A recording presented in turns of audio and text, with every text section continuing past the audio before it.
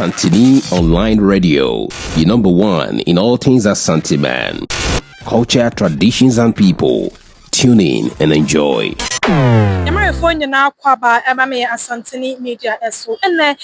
Edward Kitawan Sabo so me no ne da etoso eduru no enwoche afempinu ne eduru no emu ene nso Asantema Traditional Council etena se edi nkunya esem enum ntofabo ene bebo no nyina ede acho so mfudwuma di nsuti na dankwa ye sha se de ne sha se afi wona wode wona seda eba yenra enim eye na wotwe etwam ene na wotwe pepepa na Kitawan Sa osme da etoso aduonu ba afempinu no na morefo eyi wono mo pani anase wono hyehyem eyi obaako so na me de wono so se more ehene ma wokotena apatamu ntina no na ode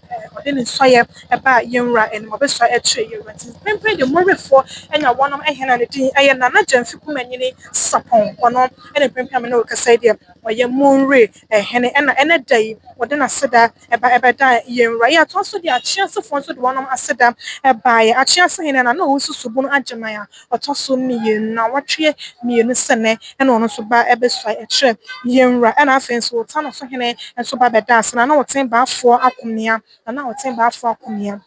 pempe ono so no aba ya ta no so ehene ya hyase efi ensam ekoso da yen hyase emfiri mampon ensam de ebeda yenra enim enhyada enche ye de nyen nsam mampon ne da sebo nso otoso mienu ekọ ne krachi awose ananom etimi eya keka wono ho no woyi obi foforo ema obefo mampon abenwa eno na enenum na kwaba se kontre eni jas enya adehia obose wonom eka na nanom a ewo ebie obose eka bom na wonom edi anase wonom eyi ohene ebeda yenra enim na yenra akane nyina amana kwakọ wie sese kontre ni jas enka wodia eno na mampon hina ba no tiase no woyi wonom ndi samampon ko na kra chi ga sabe ontimi enka hwemfon ko sisi obenya mampon hina foforo no abere sansem no akabintin pempen de kontre ni jas ntena se na afi no akwam abronten chidom ankobia ne fa na afi achiame wonom enhye no wonka eye wahema na na jakoma do fie hu na wonom eni obi foforo emamafo mampon abenwa no ye free mampon so dia na me de wo ekwa kwaman ensam so de kowie ya ne se na no na wotwe mienu to sa enna ye be hia mu ewo menhia fikesie mu na ekoba se eye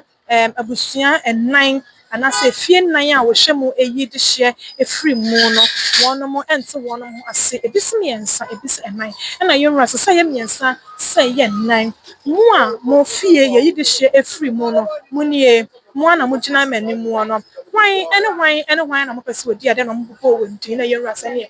manim ha ya mo nto aba nyenhwe de mo pese odi ade ekowi ase na just kwadwo aten na efie nan no mienu ato ne so aba na just baako ne baako de obi abo baako edin nti se nipa nan na mienu agina ama baako de na just se kwadwo aten na odane abenwa no de ema no nti yenra amafan se ye report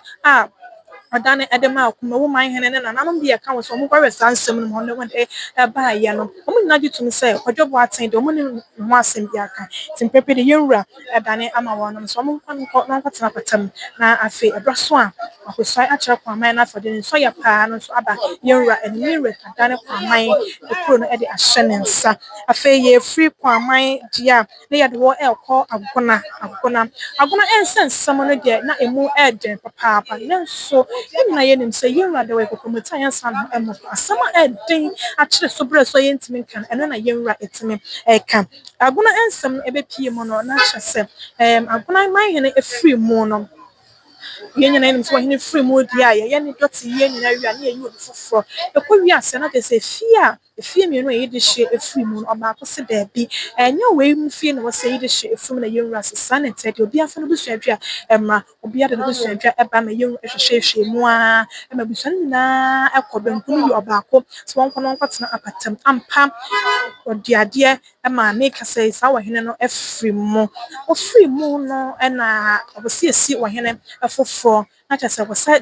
kwaya fa so na anya san efa so ekopie mu no na chese fie no ba ko so se da bi da wo se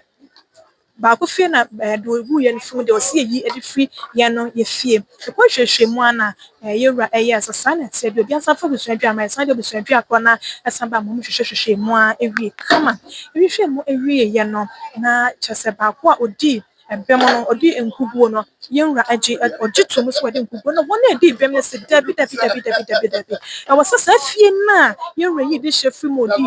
bem no ya de yente ase dabi da ama mo dane asam no ade ekọ court ekopie court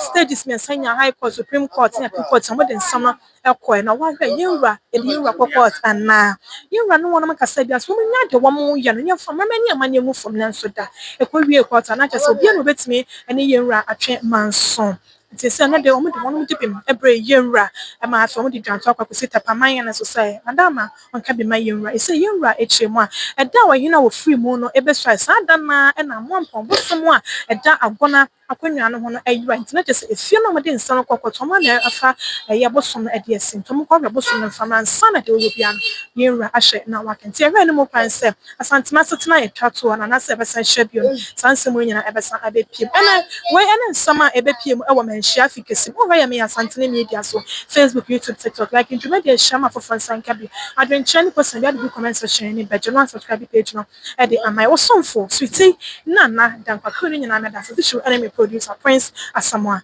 Yakramo. Yes, Santini Online Radio, your number one in all things Asante man. Culture, traditions, and people. Tune in and enjoy.